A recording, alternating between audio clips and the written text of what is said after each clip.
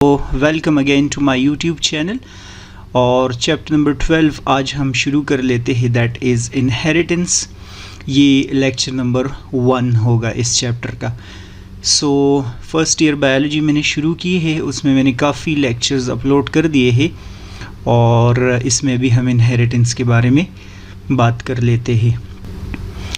Okay, सो सबसे पहला point मैंने लिखा है कि process in which living things produce copies of themselves is called reproduction. आप लोग पिछले चैप्टर में डिस्कस कर चुके हैं कि एक ऐसा फिनोमेना जिसमें ये ऑर्गेनिज़म अपने जैसे ऑर्गेनिज़म्स प्रोड्यूस कर रहा होता है, ये प्लांट अपने जैसे प्लांट्स प्रोड्यूस कर रहा होता है। तो आप लोगों ने पढ़ा है कि इस प्रोसेस को हम क्या बोलते हैं, रिप्रोडक्शन बोलते हैं। ये तो आसान है, खैर आप लोग डिटेल में पढ़ चुके हैं।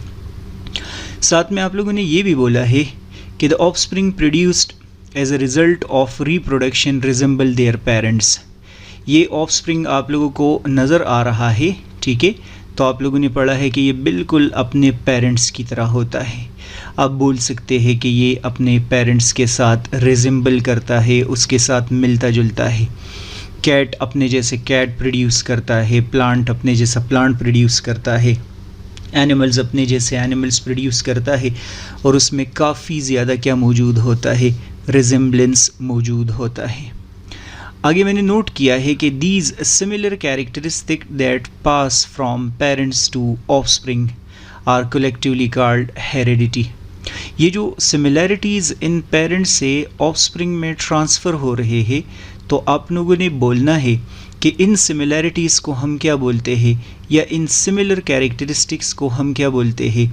इस फिनोमेना को हम बोलते हैं हेरिडिटी, जब सिमिलैरिटीज़ ट्रांसमिट हो रहे होते हैं। याद रखना है आप लोगों ने कि सिर्फ़ और सिर्फ सिमिलैरिटीज़ यहाँ पर पेरेंट्स से ऑफस्प्रिंग में नहीं ट्रांसफ़र होते। यही मैंने लिखा है कि however the offspring formed as a result of reproduction also show certain dissimilarities with respect to their parents called variations. ये जो पेरेंट्स ऑफस्प्रिंग बना रहे हैं, ज़रूरी नहीं है कि ये हमेशा एग्जैक्टली अलाइक हो। आप लोग बोलेंगे कि इनमें कुछ डिससिमिलैरिटीज़ भी मौजूद होते हैं, और इन डिससिमिलैरिटीज़ को हम क्या बोलते हैं, इसको हम बोलते हैं वेरिएशंस। सो पेरेंट्स से ऑफस्प्रिंग में कैरेक्टरिस्टिक्स ट्रांसफ़र हो रहे होते हैं, और आप लोगों ने डिस्कस किया कि वो कैरेक्टरिस्टिक्स जो है हेरिडिटी सिमिलैरिटीज़ को बोलते हैं, और वेरिएशंस जो उनमें डिफरेंसेस मौजूद होते हैं उसको बोलते हैं। मैंने नोट किया है कि transmission of these similarities and differences from one generation to another generation is called inheritance. इस फिनोमेना को, जिसमें ये कैरेक्टरिस्टिक एक जनरेशन से दूसरे जनरेशन में ट्रांसफ़र होते हैं, कैरेक्टरिस्टिक्स का क्या मतलब होता है कि सिमिलैरिटीज़ पेरेंट्स से ऑफस्प्रिंग में, डिफरेंसेस पेरेंट्स से ऑफस्प्रिंग की तरफ जा रहे होते हैं, इसको हम क्या नाम देते हैं, इसको हम बोलते हैं inheritance. The branch of biology that deals with the transmission of characteristic from parents to offspring is called genetics। ये इनहेरिटेंस जिस सब्जेक्ट के अंदर हम स्टडी करते हैं, उस सब्जेक्ट को हम क्या बोलते हैं, जेनेटिक्स हम इसको नाम देते हैं। तो ये बात आप लोगों को याद होनी चाहिए कि जेनेटिक्स में हम इनहेरिटेंस पढ़ रहे होते हैं। मैंने आगे लिखा है कि since gene control the transmission of characteristics, so the term genetics is also refer to the study of role of genes. आप लोग बोले ना कि हमारे बॉडी के अंदर जितने भी कैरेक्टरिस्टिक्स हैं उन सबको कौन कंट्रोल करता है, जीन्स कंट्रोल करता है। तो चूँकि हम ट्रांसमिशन ऑफ कैरेक्टरिस्टिक्स पढ़ रहे हैं, तो इसका मतलब हो गया कि असल में हम रोल ऑफ जीन्स पढ़ रहे हैं। तो जेनेटिक्स को हम दूसरे अल्फाज में कैसे डिफ़ाइन करेंगे, हम बोलेंगे role of genes is called genetics. मैंने ये सारी बातें यहाँ पर एक काइंड ऑफ डायग्राम के फॉर्म में, आप इसको फ्लो चार्ट बोले, इस फॉर्म में ड्रा करने की कोशिश की है। आप लोग देख ले, पेरेंट्स से क्या होता है, कैरेक्टरिस्टिक्स ऑफस्प्रिंग की तरफ जाते हैं। पहला पॉइंट मैंने आप लोगों को ये बताया। ये जो कैरेक्टरिस्टिक ट्रांसफ़र हो रहे होते हैं, इसमें आप लोगों ने पढ़ा दो तरह की चीज़ें हैं, सिमिलैरिटीज़ है और डिफरेंसेस एग्जिस्ट करते हैं, हेरिडिटी है और वेरिएशंस है। इन दोनों को कंबाइन मिला के मैं बोलता हूँ, इसको हम इनहेरिटेंस बोलते हैं। और इनहेरिटेंस की स्टडी को क्या बोलते हैं? जेनेटिक्स हम बोलते हैं। अब मैंने आप लोगों को क्या बताया कि इनहेरिटेंस को कौन कंट्रोल कर रहा होता है? जीन कंट्रोल कर रहा होता है। तो जीन की स्टडी को या जीन के रोल की स्टडी को भी हम क्या नाम देते हैं? इसको भी हम जेनेटिक्स नाम देते हैं। आई गेस सो कि इसमें कोई प्रॉब्लम नहीं होगा इस वाले पेज के अंदर। अब हमने ये तो डिस्कस किया है कि जीन जो है वो कैरेक्टरिस्टिक को कंट्रोल करता है, लेकिन क्वेश्चन ये है कि जीन है क्या और ये कैरेक्टरिस्टिक्स को कंट्रोल कैसे करता है, कहाँ मौजूद है, एंड सो ऑन। तो मैंने यहाँ पर डेफिनेशन लिखा है कि gene can be defined as segment of DNA that is responsible for the synthesis of a specific polypeptide chain. ये जीन का डेफिनेशन है। अगर आपसे कोई पूछता है कि जीन क्या है, तो आप बोलेंगे कि ये डीएनए का एक छोटा सा सेगमेंट होता है और ये सेगमेंट क्या करता है? ये प्रोटीन सिंथेसिस के लिए रिस्पॉन्सिबल होता है, एक स्पेसिफिक प्रोटीन को बनाने के लिए रिस्पॉन्सिबल होता है, ये एक स्पेसिफिक प्रोटीन बना रहा होता है।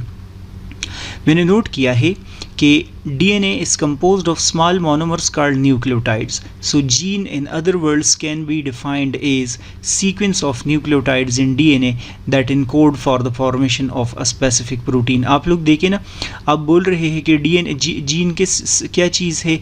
सेगमेंट ऑफ DNA है, DNA का एक छोटा सा टुकड़ा है। और साथ में आप लोग क्या पढ़ते हैं कि DNA किस चीज़ से बना होता है? न्यूक्लियोटाइड से बना होता है ना। तो चूंकि जीन DNA में है और DNA न्यूक्लियोटाइड से बना है, तो इसका मतलब हो गया कि जीन न्यूक्लियोटाइड का एक छोटा सा सीक्वेंस होगा और ये सीक्वेंस क्या कर रहा होता है? ये एक स्पेसिफिक प्रोटीन को क्या कर रहा होता है? फॉर्म कर रहा होता है। तो आप दूसरे अल्फाज में बोल सकते हैं कि जीन सीक्वेंस ऑफ न्यूक्लियोटाइड्स होता है। मैंने आगे डिस्कस किया है, since DNA is a double stranded structure thus we can consider gene as double stranded. आप लोग देख ले, सपोज करते हैं फॉर अ वाइल कि ये हमारे पास एक DNA है, लॉन्ग चेन में बनाता हूँ और इसके अंदर मैं बोलता हूँ कि ये आप लोग यहाँ पर एक जीन कंसिडर कर ले, ये वाला सेगमेंट। तो आप लोग देख ले, अगर इसको हम जीन कंसिडर करेंगे तो जीन क्या बन जाएगा? डबल स्ट्रैंडेड स्ट्रक्चर बन जाएगा ना, क्योंकि DNA भी डबल स्ट्रैंडेड होता है तो जीन भी डबल स्ट्रैंडेड हो गया। Length of the gene depends upon size of the protein और number of amino acid in a protein. मैंने यहाँ पर डिस्कस किया है कि जीन कभी कभार इतने लेंथ का हो सकता है, कभी कभार स्मॉल हो सकता है, कभी कभार बहुत ज़्यादा लॉन्ग भी हो सकता है। जीन का जो लेंथ है वो आप लोग बोलेंगे वेरिएबल होता है। और ये किस चीज़ पे डिपेंड करता है?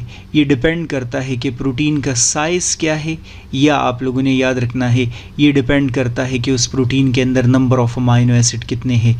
अगर नंबर ऑफ़ अमाइनो एसिड किसी प्रोटीन में ज़्यादा हो तो आप लोग बोलेंगे जीन का लेंथ ज़्यादा होगा। अगर नंबर ऑफ़ अमाइनो एसिड किसी प्रोटीन में कम होंगे तो आप लोग बोलेंगे कि जीन का लेंथ जो है वो कम होगा।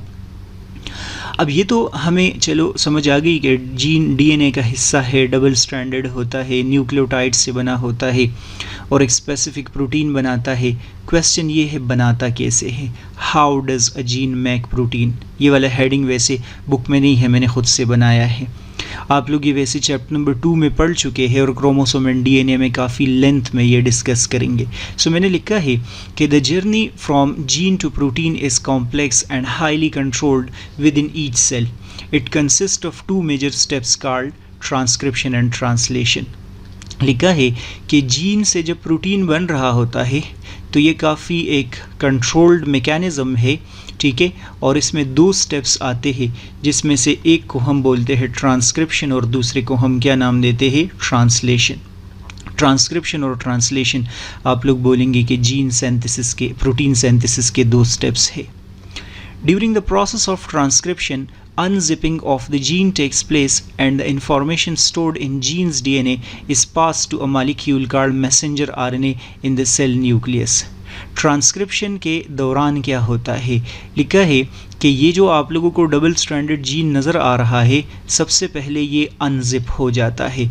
अनजिप का मतलब कि ये ओपन हो जाता है। तो सपोज़ करते हैं फॉर अ वाइल कि ये हमारे पास एक जीन है, तो ये क्या हो गया?